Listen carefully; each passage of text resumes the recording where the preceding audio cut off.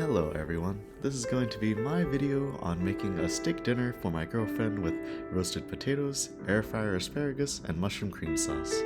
You can get your steak from anywhere you want, but I personally just went to the local butcher. Alright, we're gonna get the steaks that I got from Reading out now.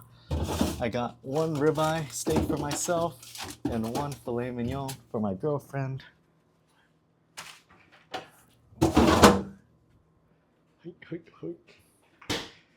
And what we're gonna do, I'll just say it after. And what we're gonna do is we're gonna salt them first. You can usually do this a day in advance. Oh my god, a little bit red here. Ignore that. No one saw that.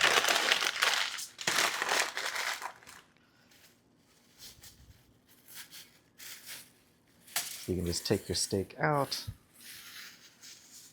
Wash your hand if you need to, which I will.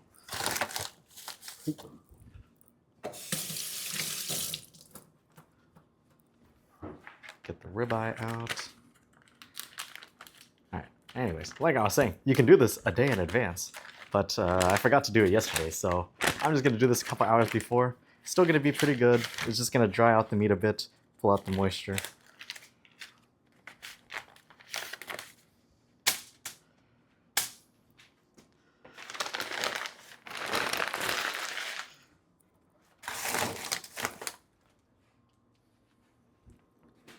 And you're gonna wanna be pretty liberal with the salt here. You can put a ton on. Most of it will come off anyway whenever you go to actually cook the steaks.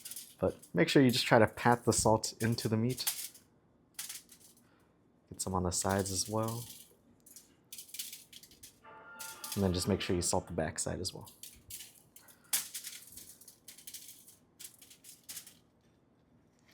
And then I'm gonna be putting a bit more on for the ribeye just because it's a bit bigger.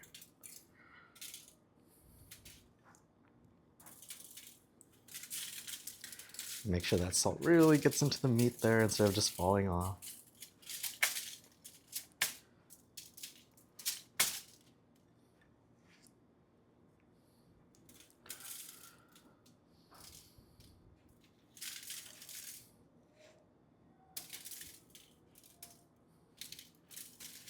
That should be good. You can always salt it more if you need to, or make a sauce to go with the steak, which I will try to do later. And that should be good.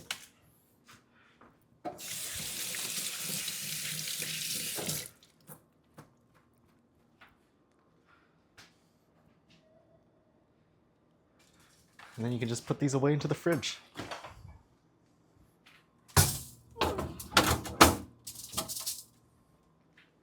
I'll just show you what it looks like inside.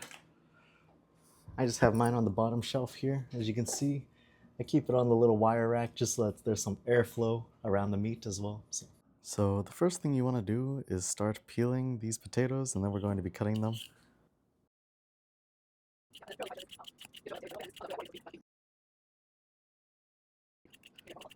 If there's any brown spots on your potato, feel free to just cut them out. That's usually what I do. I think you can also leave them. I don't think it makes any difference. Oh, that was a nice noise. All right, and the way I like to get these into nice bite-sized pieces is just cutting it in half long ways first. These will stick a little bit, so you just gotta slide them off. I cut it in half again.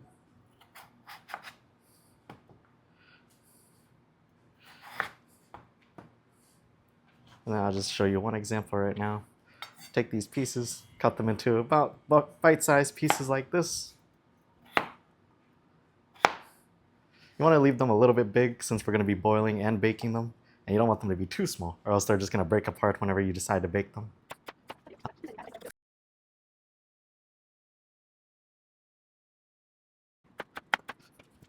So at this point, you could put the potatoes into the boiling water if you already started boiling a pot of water, but I did not at this point, so feel free to do that instead.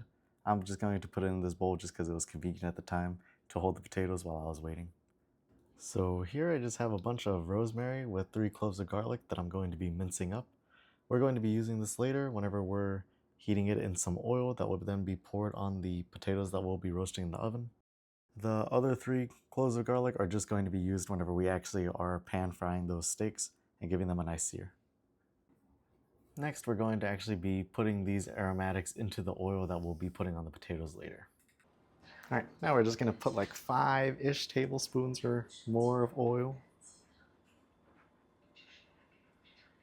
I'll be honest, I'm just guesstimating. I have no idea if that's enough. Let's just do a bit more, because why not? Let that heat up a little bit.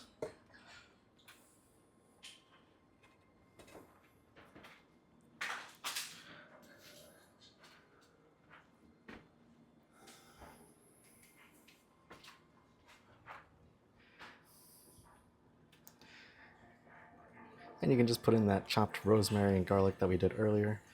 Should hear it start to sizzle a little bit, but you don't want it to be too crazy.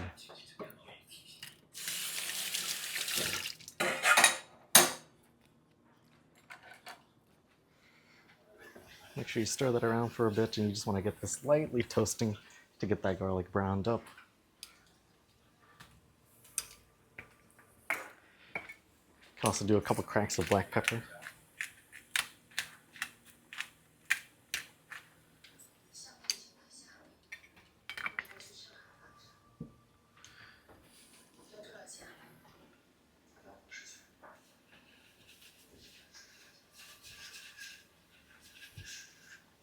And that noise is what you want to hear, just a light sizzling, nothing too crazy. You don't want to see it start immediately burning. You can always adjust the heat, like I am right now, turning it down just a little bit.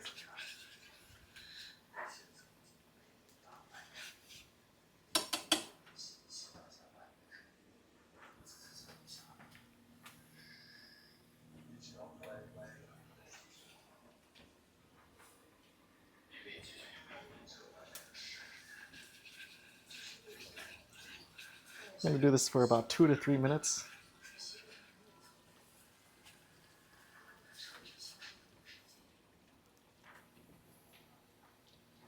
I should get a lot of the flavor out there from the garlic and the rosemary.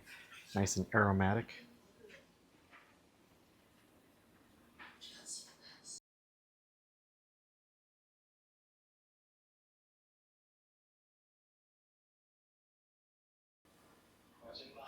Alright, that should be enough time. I'm going to turn off the heat. We can quickly stir this around just to see, but it's smelling very good. Alright, I don't have a smaller strainer, so we're just going to do it with this one. And you can see I'm just going to take the garlic and the rosemary out and pour the oil through. We're going to use the oil and then bring these back later.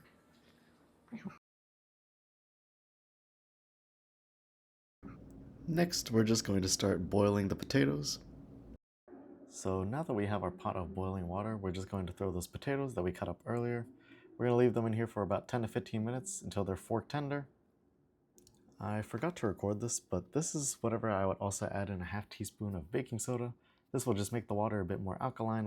What this does is it's going to cause the potatoes to break down a little bit more, which is going to be important whenever we start shaking them up in the next step so that they kind of have this starchy slurry on the outside, which will make for really nice crispy parts on the potatoes themselves once they're in the oven. All right, once you've strained out your potatoes, just move the potatoes to a mixing bowl. You can let these dry out a bit more if you want to put them back in the pot, but I'm lazy and I don't bother. Once it's in here, you just want to give it a couple tosses. This will start breaking it down a bit. You can kind of see, if you look here, there's these craggly bits that are forming on the potatoes. These will be really nice later once they're baking. This will give you a lot of nice ridges for those potatoes to get nice and crispy so that whenever you're eating it later, it's nice. And I'll show you that later. So you're kind of looking for this kind of texture. You want this like paste to start forming on the outside of these potatoes. This is also usually about whenever I start adding the oil that we did earlier with the rosemary and the garlic. You can just throw that all in there.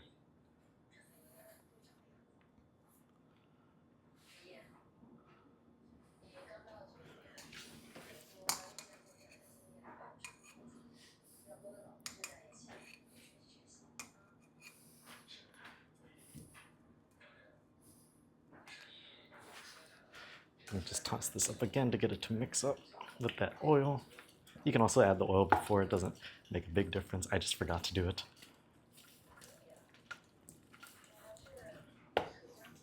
And at this point, this is usually when I like to add a bit of salt.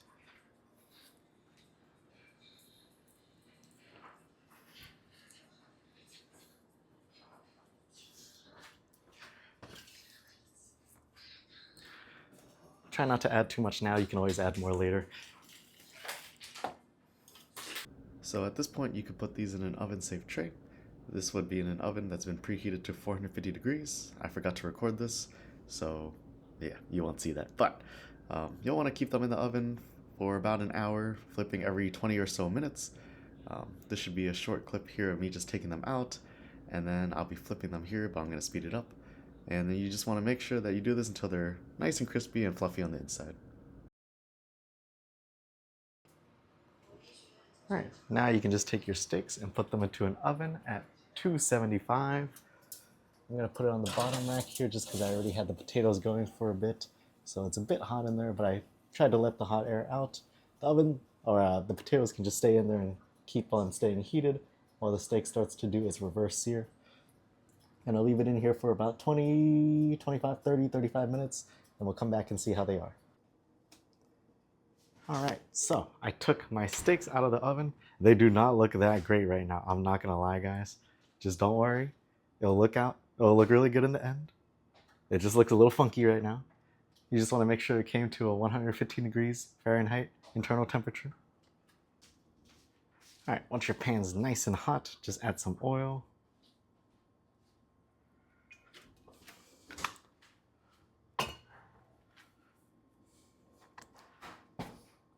You want that oil to get real hot.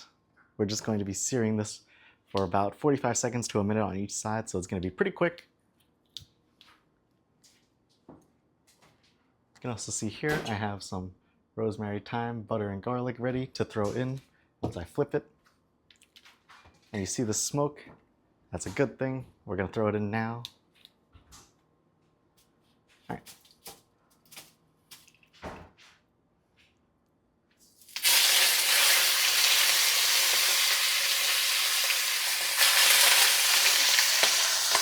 Turn the heat down a little bit. And you're going to want to press that meat into the pan.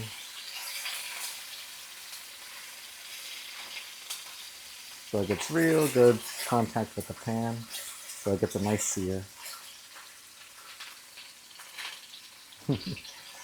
Oh, thank you. Move it a little bit so you can see the whole thing.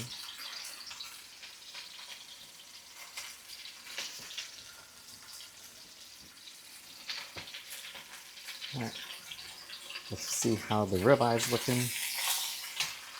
We go a little bit longer.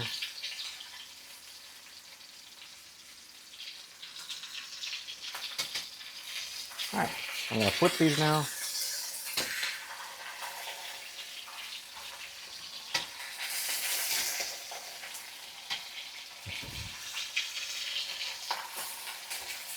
Didn't get as nice of a sear on the fillet, it looks like, but the ribeye is looking quite good. Looks like the bottom side of the pan might be, or towards this side might not be as hot as I wanted, but should start turning out pretty good.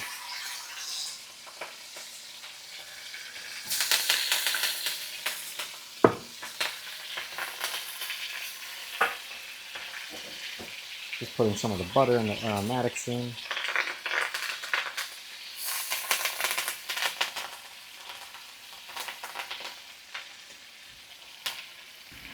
Did also want to mention that I actually forgot to add the shallot here, but if you have it, please feel free to add it now.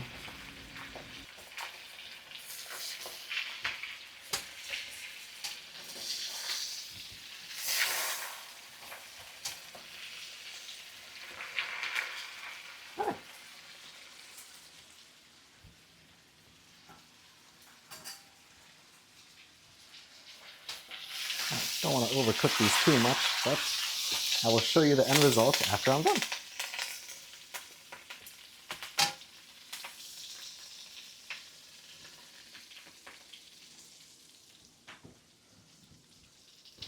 Alright, so now we're going to keep using this. It's going to turn the heat down a bit, take the aromatics out, and take the garlic out. You can keep the heat to about medium. I'm going to throw in the mushrooms now.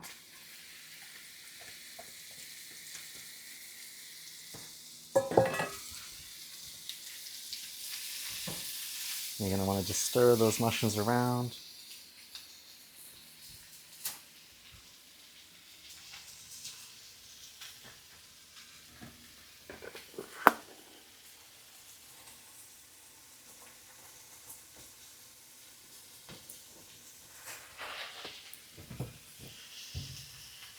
Also do a quick pinch of salt.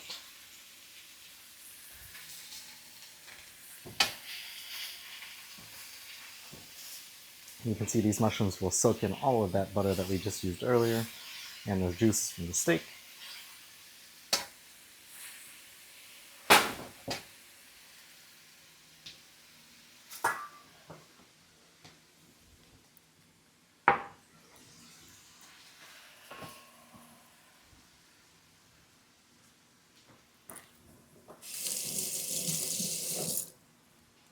Hello, my dear.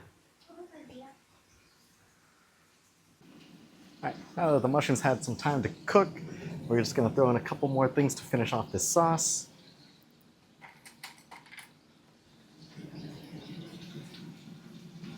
First, we're going to add about a teaspoon of Dijon mustard, about half a cup of chicken stock, and then I'm going to be honest, I don't really know how to eyeball this, but I'm going to do my best to do a cup of cream. And if it's too much, well, a little bit of extra cream never hurt anyone.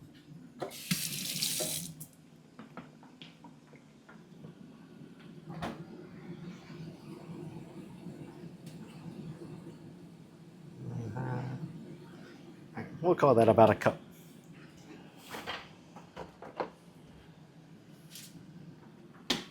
Alright, just going to quickly mix that up. You can see the sauce is becoming a nice creamy color here. At this point, I'm also going to do a couple cracks of black pepper. And maybe more than a couple cracks. I like black pepper. But feel free to add as much or as little as you want.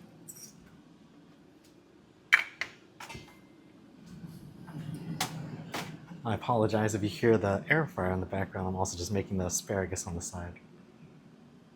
So we're just going to let this try to reduce down a little bit so it becomes a little bit thicker, and that should be a nice sauce for our steak. This should be what your sauce looks like after some time. You can see it's a lot more thick now. Whenever I move my spatula through it, you can see there's a slight indent before it kind of covers back over. You can let it go more if you want, but this is about what I like. And this should be really good. Potatoes out of the oven. They're looking good. Some asparagus in the air fryer, looking good.